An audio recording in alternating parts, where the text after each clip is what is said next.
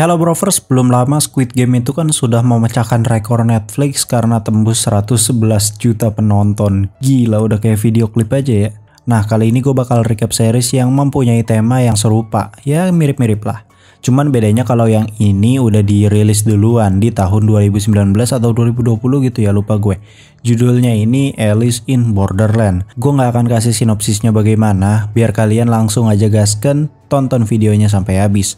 Seperti biasa silahkan di like dan subscribe, aktifkan juga loncengnya. Ini dia Alice in Borderland episode 1 sampai 4 and welcome back to Clip on X series. Suatu hari diperlihatkan seorang remaja bernama Arisu. Dia ini seorang gamer kelas kakap karena ia berasal dari keluarga yang serba kecukupan. Akan tetapi pekerjaannya selama ini hanya bermain game saja tanpa membantu perekonomian keluarganya gitu cuy. Dia juga merasa tertekan dengan ayahnya yang selalu membedakannya dengan adiknya yang sudah menyelesaikan sekolahnya dengan baik dan mendapat pekerjaan yang baik pula.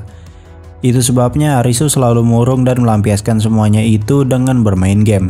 Tapi ya serba salah sih ya. Yang dia lakuin juga main game no life gini sih, anjir.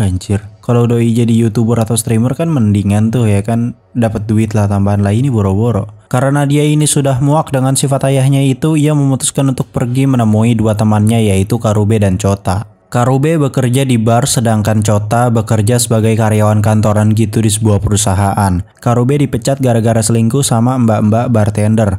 Sedangkan Chota bolos kerja karena bete gitu kan, duitnya diambil mulu sama ibunya. Mereka pun berkumpul untuk melampiaskan hari beratnya itu di Shibuya.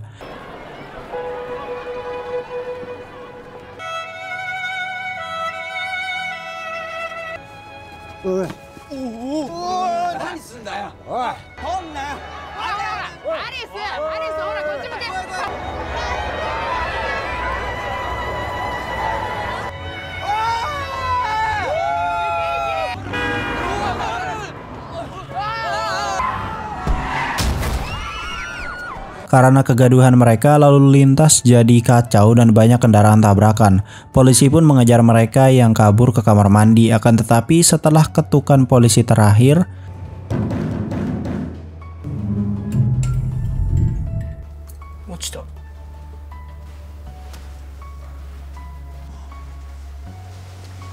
mereka yang kebingungan pun akhirnya keluar.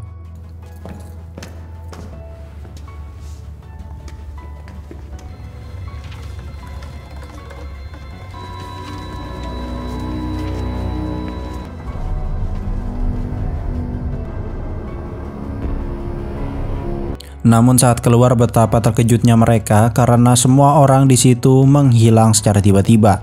Semua arus listrik pun banyak yang mati dan seketika Jepang menjadi kota mati tanpa penghuni.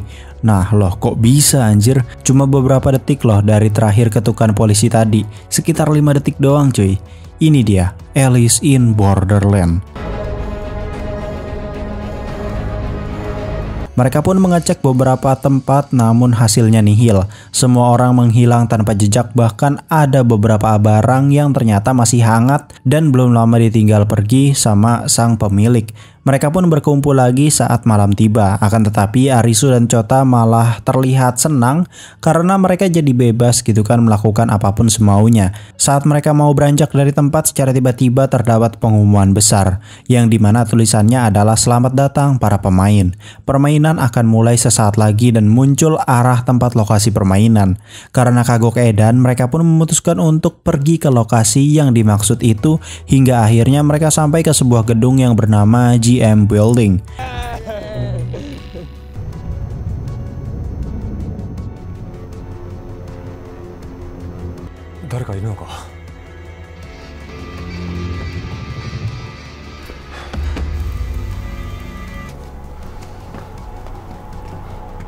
Mereka pun masuk ke dalam gedung itu. Di situ ada BMW ya. nanti bakal jadi petunjuk. Saat sudah di dalam, mereka tanpa sengaja melewati sebuah pembatas dengan scanning laser. Mereka pun mengambil ponsel dengan instruksi satu orang satu ponsel. Di ponsel itu bertuliskan waktu permainan. Tiba-tiba ada seorang wanita dengan penampilan layaknya wanita kantor SCBD gitu, namun ya kayak tipikal-tipikal gitulah bodinya. Wanita itu pun melempar lanyard milik Chota keluar batas area permainan. Ya, mereka tidak akan bisa keluar area permainan jika sudah terlanjur memasuki permainan, karena mereka akan ditembak laser hingga modar. Tak lama dari itu datang satu wanita lagi, namun dia ini anak sekolah gitu cuy, kayak ya tipikal-tipikal gimana ya, yang tadi kan itu tipikalnya mature MILF gitu kan. Nah kalau yang ini tuh kayak loli-loli high school gitu cuy. Pada permainan yang disediakan ini, mereka akan mendapat level secara random dengan tingkat kesulitan yang dirumuskan ke dalam logo kartu remi dan jumlah dari logo itu. Mereka kali ini dapat tingkat kesulitan 3 keriting. Jadi dia dapat logo kesulitan di kelas keriting di tingkat kesulitan level 3 gitu. Di sini mereka disuruh untuk memilih pintu yang benar. Pilihan pintunya hanya 2, pintu hidup dan mati. Karena mereka ini kelamaan, maka waktu terkuras hingga 30 detik lagi dan dari lantai keluar asap tebal. Karena si loli ini tidak tahan dengan asap, maka ia terpaksa menuruti saran dari Saori, yaitu pintu hidup.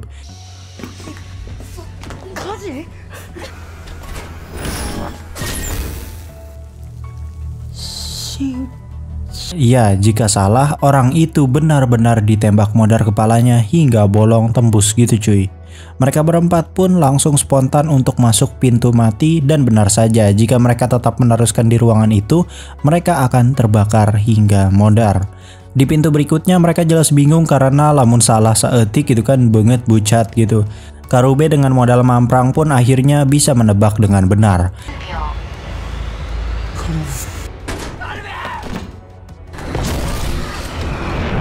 Kini Arisu berusaha mengingat petunjuk dari beberapa barang di sekitar gedung. Ada BMW 523D. Tebakannya benar.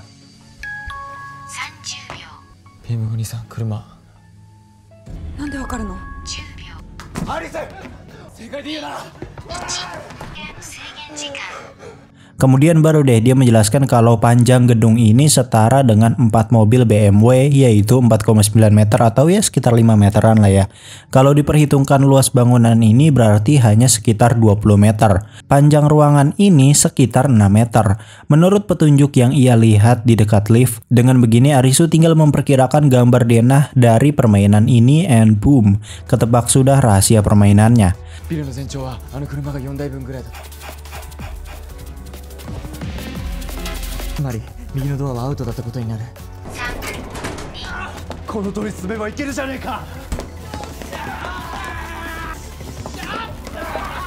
Saat sudah mencapai pintu terakhir, mereka kebingungan karena ada 2 pintu berbeda yang harusnya sisi depan mereka itu adalah pintu jalan keluar. Nah loh, Arisu pun meminta Chota membuka rekaman selama mereka melakukan permainan. Baru deh di sini Arisu menyadari kalau pintu yang dipilih si loli tadi itu ujungnya buntu. Berarti kan mereka itu muterin gedung ya. Salah satu pintu bakal mengarah ke ruangan si cewek loli tadi yang ditembak. Berarti tebakan Arisu salah. Ruangan yang dimasuki si loli itu bentuknya nggak persegi, itu khusus ruangan itu doang. Berarti ada ruangan sempit kecil yang bakalan jadi sekat di tengah-tengah ruangan si loli modar tadi.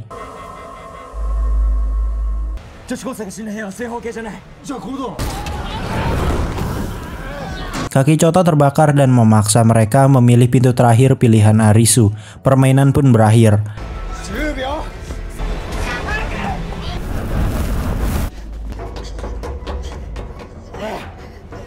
Saori pun mengambil kartu di depan mereka dan tak lama dari itu muncul bapak-bapak orba yang sekarat dan memberitahu kalau permainan ini tak berujung. Arisu, Karube, dan Chota baru mengerti bahwa mereka dipaksa untuk bermain game agar visa mereka terus diperpanjang. Jika visa mereka habis batas waktunya, maka nasibnya bakal kayak bokap-bokap tadi gitu kan. Kemudian kita diperlihatkan semua laser yang menembak para pemain hingga bolong. Entah itu dia kalah ataupun memang visanya habis. Di atas ketinggian ada seorang wanita yang memegang kartu juga. Ya, dia baru saja menang juga. Wanita ini bernama Usagi. Kemudian kita diperlihatkan flashback dari Usagi yang ternyata seorang climber atau pemanjat tebing. Keesokan harinya Arisu mencoba untuk menyalakan sebuah mobil akan tetapi tidak bisa. Berarti semua barang elektronik dan mesin mati menurutnya itu ya. Mereka pun memutuskan untuk menetap tinggal di sebuah mall furnitur gitu. Karena bahan-bahan yang mungkin tidak dimasukkan di dalam kulkas busuk ya kan. Makanya mereka bisanya tuh ya makan makanan kaleng karena hanya makanan kaleng yang tahan lama. Makanan frozen ya nggak bakal kuat gitu kalau nggak ada listrik kan. Mereka pun saling bertukar cerita tentang saat mereka belum masuk ke permainan ini. Sedangkan Saori ternyata sedang Netflix and chill gitu kan di hotel sama suami orang, si anjing bener-bener. Saat Saori mandi tiba-tiba lampu mati dan si bos udah hilang entah kemana. Anjir, definisi abis cream pie di ghosting anjing. Nah, yang bikin bingung itu adalah perbedaan waktu tiap pemain. Saori itu kan tiba-tiba masuk ke dunia ini lusa gitu kan. Nah, tiba-tiba ya kata dia semua orang hilang dan masuk permainan. Beberapa hari kemudian trio No Life ini masuk kamar mandi umum terus mengalami hal serupa. Harusnya kan hal itu sudah terjadi saat Saori abis Netflix and chill ya nggak sih? Itu yang membuat mereka bingung. Mengapa ada perbedaan waktu seolah-olah mereka dari berbagai timeline gitu cuy. Arisu juga menyangka kalau sepertinya ada dalang dari semua ini. Masa iya mereka baru beberapa detik gitu kan diketok polisi tiba-tiba semua orang hilang. Pasti ada seseorang yang merancang semua ini secara matang. Terlebih lagi luka dalam permainan ini nyata. Chota kakinya masih terluka karena kena api. Si Loli dan bapak-bapak Orba juga tadi ditembakkan kepalanya. Singkat cerita malam hari pun tiba. Karube dan Arisu pun memutuskan untuk kembali ikut ke dalam permainan mamprang itu agar bisa mengetahui beberapa petunjuk yang mungkin bisa membuat mereka merancang strategi berikutnya. Chota lebih baik istirahat dulu dijaga oleh Saori. Pendaftaran permainan pun dibuka. Usagi ternyata mengikuti permainan kali ini. Kemudian ada seorang abang-abang setengah om-om gitu bernama Aguni. Kemudian ada seorang pria misterius bernama Chisia. Kemudian ada seorang anak baru gitu yang baru masuk ke permainan ini. Sisanya ada bapak-bapak, ibu-ibu, dan 2 orang gadis tipikal Jav gitu lah pokoknya. Nah, gamenya ini ternyata 5 scope. Sedangkan levelnya 5. Udah masuk medium ke hard nih kayaknya sih. 4 lambang itu ternyata memiliki beberapa arti. Keriting artinya pertarungan tim. Wajik artinya pertarungan kecerdasan. Sedangkan hati uji pengkhianatan. Penjelasan ini diinfokan oleh seorang bapak-bapak mafia bernama Nitobe. Permainan kali ini adalah lari dari pengejar. Nah, mereka ini juga harus mencari zona aman dari pengejar itu. Jika waktunya habis dan mereka belum bisa lari dari pengejar dan tidak menemukan zona amannya itu, maka bom tersembunyi di suatu ruangan rusun ini pun akan meledakkan mereka semua. Sedangkan yang keluar arena karena takut ya seperti biasa ya, bakalan ditembak modar kepalanya. Chota ditemani oleh Saori di tempat tidur di mana mereka bertukar cerita gitu kan dan pengalaman masing-masing. Ini udah tipikal vibe-nya gitu kan, lampu remang-remang gitu di kasur. Auranya tuh udah aura tuh Jav gitu kan. Lanjut ke teman-temannya yang ikut game. Chisia dengan santuy ketulangnya mengambil posisi paling pewek gitu buat memantau pergerakan musuh. Kayaknya dia tuh udah kayak gimana ya, kayak pro player edan gitu ya. Kalau di Valo mah doi santuy gitu kan, berasa radian. Permainan pun dimulai di mana sang pengejar dilepas dari lift.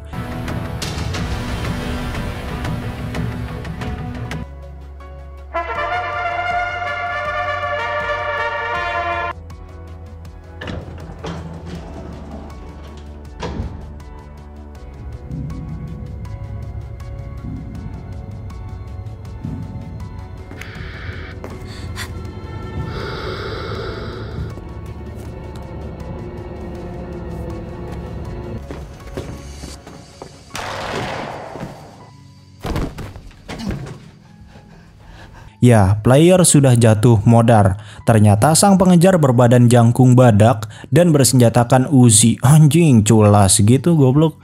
Jelas mereka bertiga ngajengok ningali bapak-bapak abis dibredel gitu kan.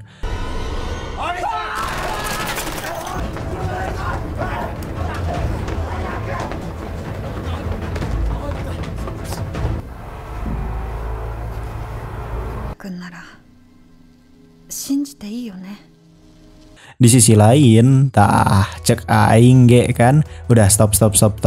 Kalau begini gua cut lah, lur. Temennya lagi taruhan nyawa loh anjir, bisa-bisanya anjir bener-bener. Si ciwi-ciwi modar di bredel. Kemudian kita diperlihatkan flashback dari Chota yang sedang sesembahan gitu, dan di sini ibunya memberikan persembahan juga. Aduh, ini sorry nih ya, gue nggak tahu nih agama apaan gitu kan, namanya juga budaya gitu kan, beda-beda.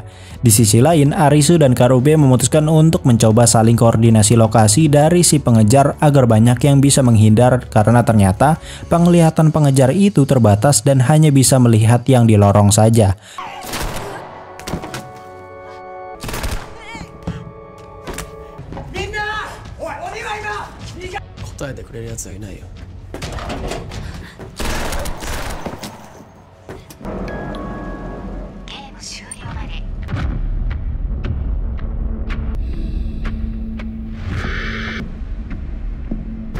Akan tetapi saat mereka mulai saling menghindari pengejar, tiba-tiba si newbie ini ditembakin dari seberang oleh pengejar. Nah loh, bukannya dia itu nggak bisa lihat selain di lorong ya?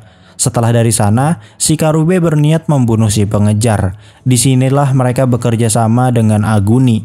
Arisu dan Usagi bertugas mencari zona aman itu, sedangkan sisanya menghajar si pengejar. Berlanjut pada si Karube, Aguni dan temannya yang berusaha memancing si pengejar untuk dibunuh.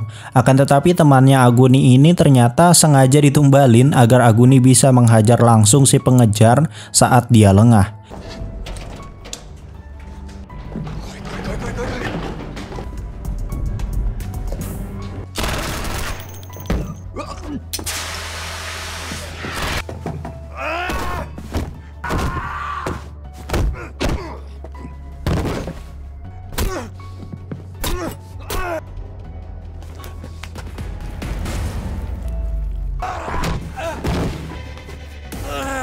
Di sisi lain, Arisu menyadari kalau ternyata saat si newbie ini ditembakin, harusnya si pengejar itu kan nggak bisa lihat orang selain di lorong ya. Berarti ada something di ruangan dekat si newbie. Dicoba buka deh sama Arisu dan Chisiya, tiba-tiba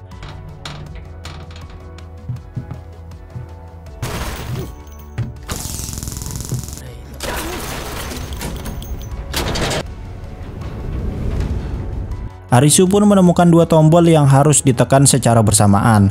Jadi pasti butuh dua orang gitu. Masalahnya Arisu terkunci di dalam, sedangkan Chisiya sibuk repotan sama si penjaga ruangan. Arisu pun memanggil Usagi untuk datang lewat kaca jendela ruangan itu. Dua penjaga pun terlibat pertarungan hebat.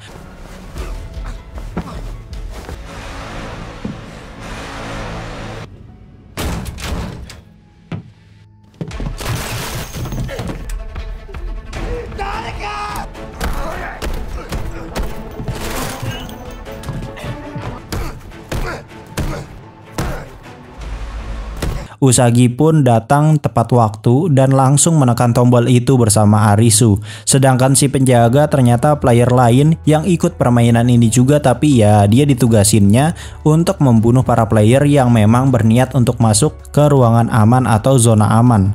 Mereka pun membucat mengenaskan karena alat di lehernya meledak.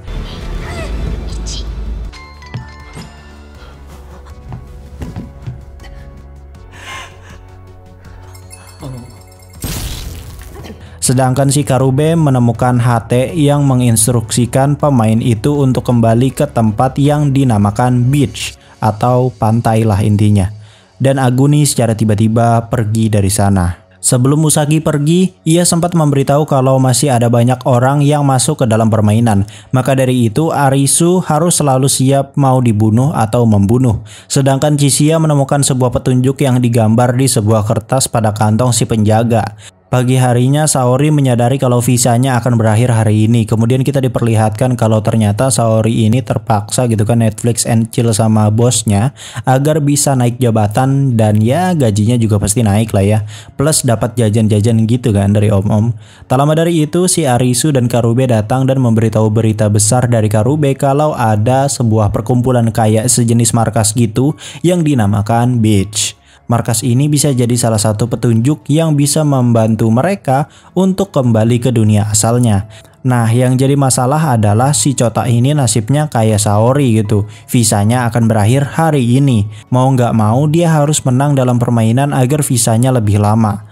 Nah, kondisi kakinya Chota itu tidak mendukung untuk ikut permainan. Mereka berempat pun akhirnya memutuskan untuk berjuang di permainan nanti malam.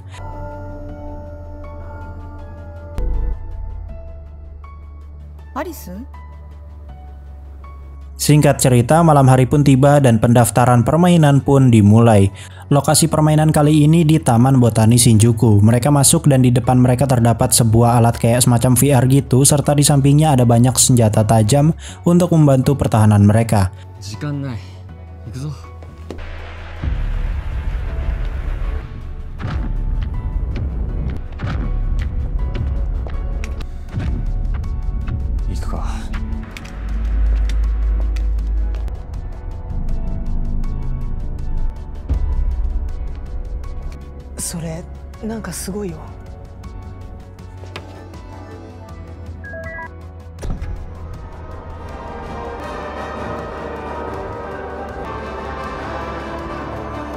Saat mereka menggunakan alat VR itu, pendaftaran ditutup dan mereka baru dapat info kalau ternyata game kali ini logo hati dengan tingkat kesulitan 7.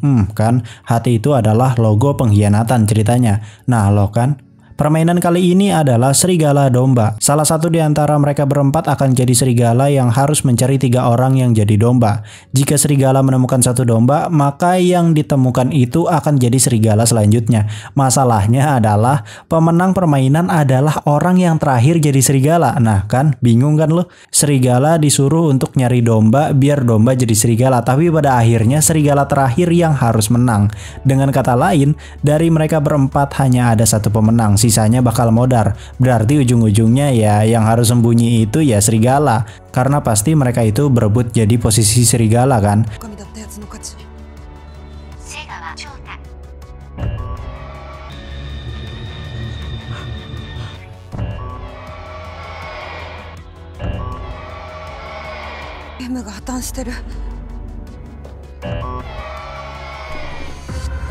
Saori pun lari setelah merebut posisi serigala agar mereka bertiga yang modar. Si Karube yang tidak terima pun langsung mengejar Saori.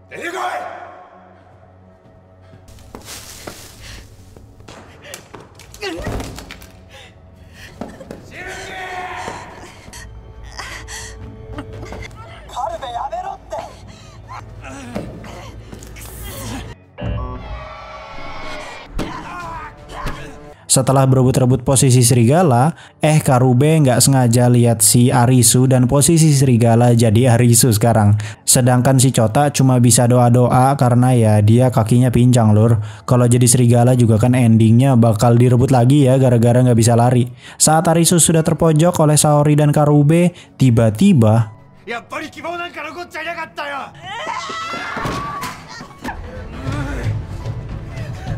si anjir bener-bener bisa ngeloncat gitu anjir. Padahal sudah dikasih kerimpai gitu kan. Bener-bener. Arisu pun lari dari kejaran si Karube yang mau bedok. Saat sudah bersembunyi, Arisu berusaha untuk mencungkil baut yang ada di alat VR itu. Akan tetapi tidak berhasil sedikit pun. Arisu yang sudah putus asa hanya bisa meminta maaf kepada teman-temannya karena ia tahu kalau mereka bertiga akan mati, sedangkan Arisu akan tetap jadi serigala.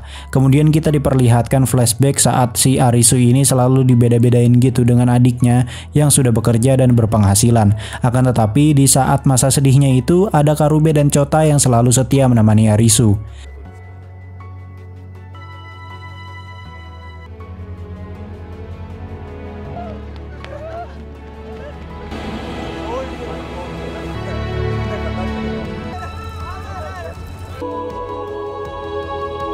Impian dari si Karube ini adalah untuk menjadi seorang petani di Australia, sedangkan si Chota ingin membuat sebuah restoran dengan teknologi canggih di mana hidangan restoran itu berupa steak dari daging hasil peternakan Karube dan diantar menggunakan drone canggih ciptaan dari si Chota.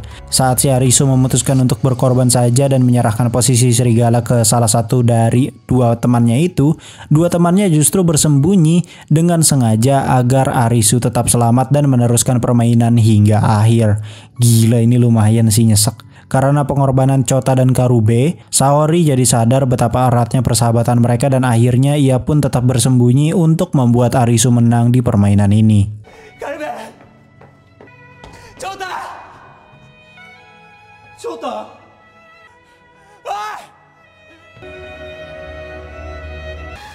Chota! 朝まで飲んだり。カルベ、どこにいんだよ。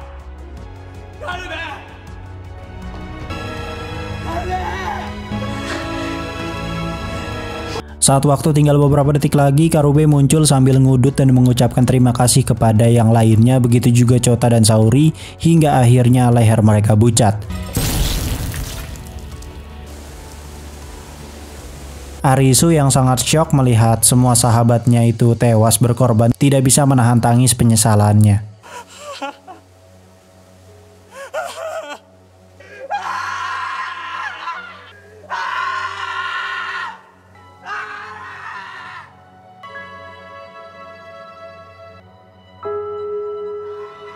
Keesokan harinya, Usagi berolahraga sambil berburu kelinci untuk dibawa pulang.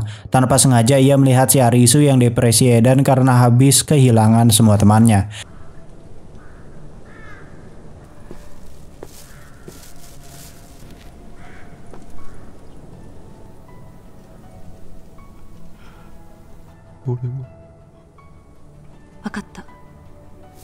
Usagi pun memutuskan untuk kembali melanjutkan perjalanan ke tempat persembunyiannya. Sore harinya, Usagi yang habis pulang mengambil buku di perpustakaan masih melihat si Arisu yang belum beranjak sama sekali. Padahal kondisi sedang hujan. Kemudian kita diperlihatkan flashback Usagi yang baru saja selesai latihan memanjat tebing bersama ayahnya. Ayahnya pun berdoa semoga Tuhan menciptakan lebih banyak gunung untuk ia daki. Sedangkan si Usagi berdoa untuk keadaannya sekarang harus tetap bertahan selamanya. Akan tetapi beberapa hari setelahnya, ayahnya Usagi diberitakan melakukan kecurangan di mana ia ikut dalam tantangan mendaki Everest tanpa oksigen. Namun ternyata ayahnya Usagi diberitakan telah curang dan memalsukan itu semua. Jelas nama keluarga langsung tercoreng. Ayahnya Usagi pun yakin dan mengaku kalau dia tidak curang. Justru dialah yang difitnah selama ini oleh berita yang tidak benar itu. Ayah Usagi pun pergi tanpa alasan membawa carrier. Sejak saat itu ayah Usagi tidak pernah terlihat lagi. Bahkan ada yang menduga ia bunuh diri di gunung. Namun hingga sekarang jasad atau orangnya tidak pernah ditemukan. Berlanjut pada Arisu yang ternyata dibawa ke tempatnya Usagi. Jelas Arisu bertanya mengapa Usagi rela menyelamatkannya. Padahal Arisu baru saja membunuh semua sahabatnya sendiri. Ia juga merasa sangat menyesal gitu kan menjadi serigala pada saat itu. Namun ternyata Usagi juga pernah berpikir demikian. Akan tetapi ia juga berpikir jika ia diam saja, maka ia tidak bisa keluar dari permainan ini. Keesokan harinya Usagi melakukan rutinitasnya ya.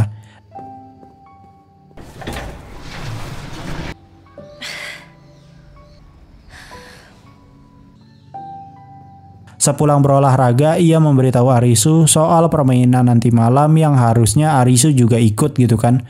Usagi juga menanyakan mengapa Arisu saat main mencari zona aman justru memberitahu semua pemain tentang letak si pengejar. Ternyata Arisu punya tujuan untuk menyelamatkan semua orang pada saat itu dan mengesampingkan egonya yang ingin selamat sendirian. Maka dari itu Usagi berjanji untuk membalas perbuatan baik Arisu di permainan berikutnya. Singkat cerita, malam hari pun tiba dan pendaftaran permainan telah dibuka.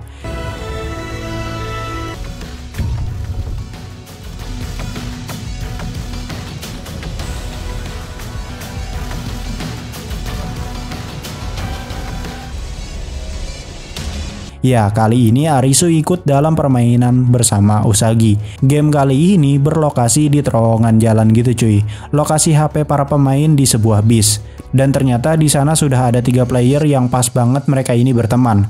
Permainan pun dimulai dengan tingkat kesulitan 4 keriting di mana mereka harus menelusuri terowongan itu hingga sampai di tempat tujuan untuk bisa menang. Yang jadi bikin bingung adalah tempat tujuannya tuh di mana dan ke arah mana. Mereka juga dapat waktu yang cukup lama untuk permainan. Karena syaratnya harus sampai dengan selamat, berarti di tengah terowongan pasti ya weh cobaan teh. Pasti dibikin tidak semudah itu Ferguson gitu pasti sama gamenya.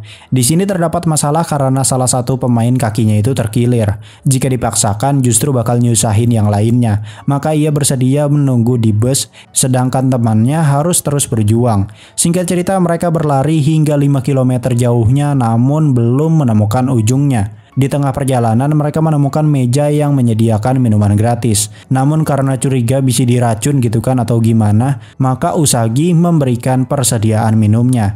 Mereka pun melanjutkan perjalanan hingga sampai di tempat yang agak gelap remang-remang gitu. Namun dari kejauhan Usagi melihat sesuatu yang mengintai mereka dari kegelapan. Ya, ternyata itu adalah Black Panther yang siap memakan mereka hidup-hidup. Mereka yang ngejengok langsung babu rencai gitu kan.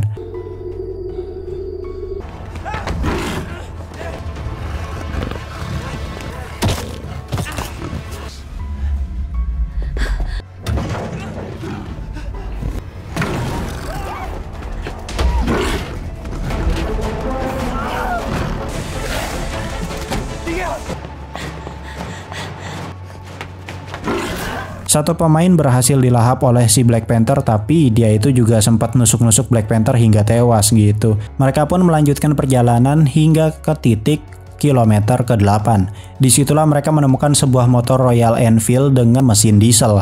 Dari sini si Arisu menyadari bahwa peralatan selain elektronik sebenarnya bisa digunakan asalkan ya ada bahan bakarnya gitu. Mereka pun memeriksa motor itu dan benar saja masih ada bahan bakarnya, yaitu solar. Dengan begini Arisu punya ide gila di mana ia akan membawa motor ini ke titik awal bus tadi untuk menyalurkan solar ke bus itu agar bisa berjalan dan si Dude yang nge-stay di bus bisa diselamatkan.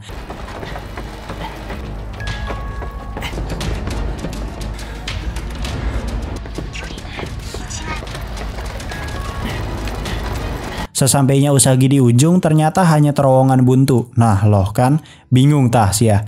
Sedangkan di sisi lain si Arisu akhirnya sampai di bus yang tadi.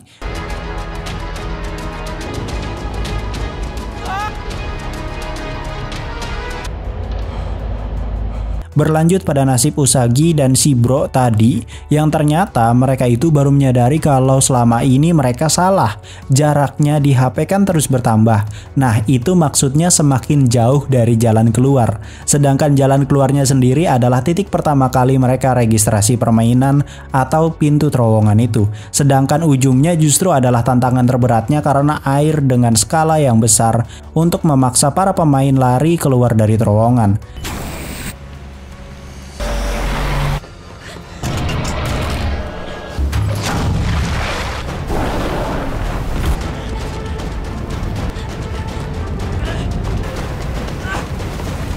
Saat sedang berlari menghindari air, si bro tanpa sengaja tersandung dan akhirnya gugur di permainan. Di waktu yang tepat, Arisu dan si Dude datang membawa bus dan berhasil menolong Usagi.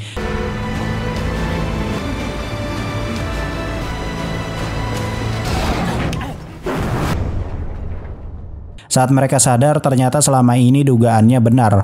Bus yang mereka datangi di awal adalah tujuan sebenarnya. Bahkan di busnya sendiri sebenarnya udah ditulis gitu kan, goal atau tujuan.